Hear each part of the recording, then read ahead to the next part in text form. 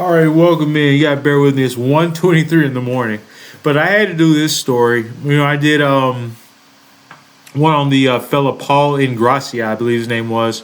Yeah, I called Nazi posting. He was saying some ridiculous things.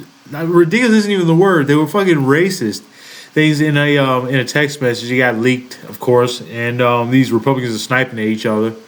There are no good people in this fight. Remember that. It's just like gang wars, it's turf war shit, and they're just fighting for power. And but this one really threw me for a loop, or as I goes, threw me for a loop.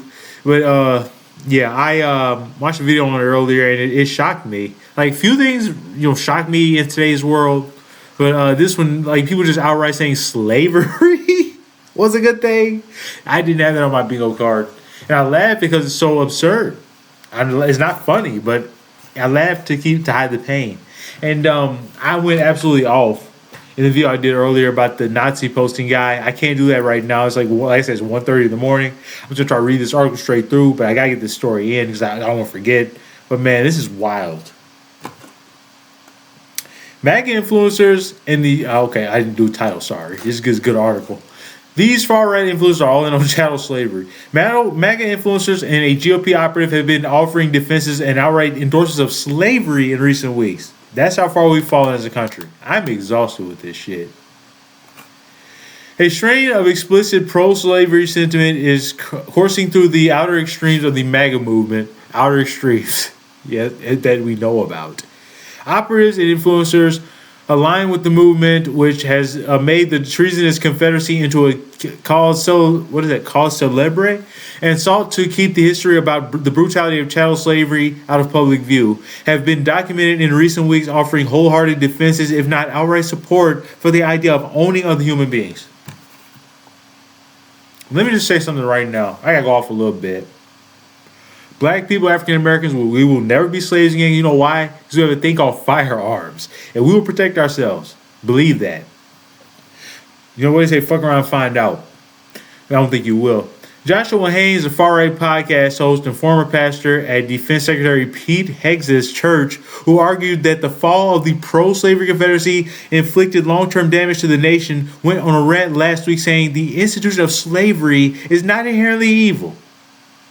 I imagine if you were listening right now, you disagree with that. It's the most, I believe, slavery, most evil institution that has ever existed on this planet. What else could be worse than owning another human being, making them work against their will with no pay, and beating them?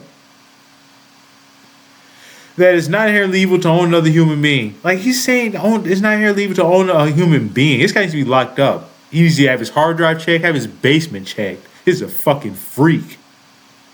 And then every Christian in today's society should be able to defend those claims. I'm a Christian. I do not defend those claims. This guy obviously works for the devil. Haynes said it was chronological snobbery to condemn the United States slave-owning founders. And pay attention to this, man. Pay attention to who these people are. This is the enemy. Open your eyes. Stay woke. That's why they try to demonize the word woke. They want you dumb. Fuck that. We're Americans, damn it. We're smart. We can be smart. Some of you. We have the potential to be smart. Let me just say that. You could be if you put in the work. Only founders who could, in fact, treat their slaves the way the Bible tells them to treat their slaves. Wow. And that although you condemn slave owners who actually engage in real abuse, Christians cannot condemn the entire institution of slavery outright. I disagree. I think as Christians we have an obligation to outright condemn the institution of slavery. For the record, all slave owners engaged in real abuse because claiming ownership over another human being is inherently abusive. Yes. Beyond that, a great many slave owners literally raped, beat, or killed the people they enslaved. Right-wing Watch documented similarly disturbing pro-slavery apologism from another far-right pastor and pro-MAGA podcaster Joel Webbin. That's like the Timu Matt Walsh, right? That weird-looking dude. Who said in a recent podcast that today's black people would be living in a grass hut if not for the white people who held their ancestors in bondage. What? Jesus Christ. The greatest, what are you talking about? Look at Africa. Africa's modernized. People don't live in fucking huts. Like, why would we be living in huts? Like, this shit is just, I hate these people. And I'm allowed to say I hate racists. The greatest moment in history for any brown or black country is the moment that the white man ships arrive on your shore. Wow. They just outright say it, man. These people are grotesque. I'll fight these people every fucking day the rest of my life. I hate these people. Racists are the scum of the earth. The worst of us. GOP operative Peter Giunta reportedly endorsed a conservative group he said supports slavery and all that shit, MAGA based. According to Politico's reporting on a vile Republican-run group chat, Giunta told Politico that I am sorry to those offended by the insensitive and inexcusable language, but suggested chats may have been deceptively doctored. They haven't been doctored. They are real. Genuine. Giunta was dismissed from his chief of staff position with the New York Assemblyman Mike Riley on Friday. Oh, Mike Riley does better vetting next time. This damn ad me want to watch some basketball. Shit.